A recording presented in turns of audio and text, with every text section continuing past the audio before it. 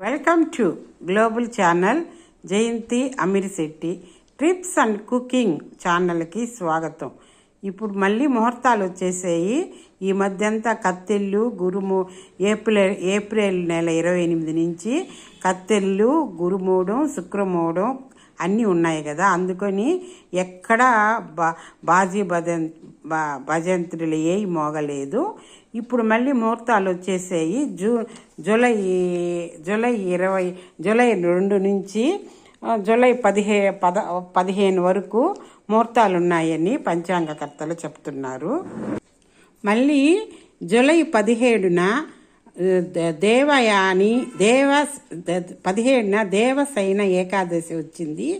ఈ ఏకాదశి నుంచి చాతుర్మాసం ప్రారంభం కానుంది. విష్ణుమూర్తి ఏగ నిద్రలోనికి వెళ్ళే సమయము చాతుర్మాసం అంటారు. అప్పుడు 4 నెలల పాటు వివాహము మొదలైన శుభకార్యాలు శుభముహూర్తానికి విరామం ఉంటుంది. ఎందుకంటే శ్రీ మహావిష్ణువు చాతుర్మాసానికి నిద్రించే భంగిమలోకి వెళ్తాడు. అందుచేత 4 నెలల పాటు శుభకార్యాలు ఉండవు.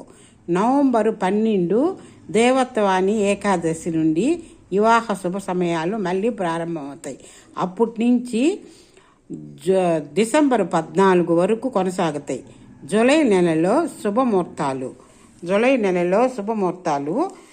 2వ తేదీ 2, 3, 4, 9, 10, 11,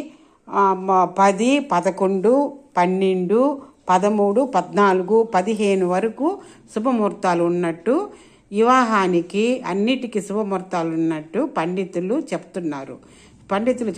కాబట్టి జూలై నెలలో ఏమన్నా శుభకార్యాలు చేసుకునే వాళ్ళు చేసుకోవచ్చని పండితులు చెప్తున్నారు. అందువలన చేసుకోవచ్చు. లైక్ చేయండి, షేర్ చేయండి, సబ్స్క్రైబ్ చేయండి.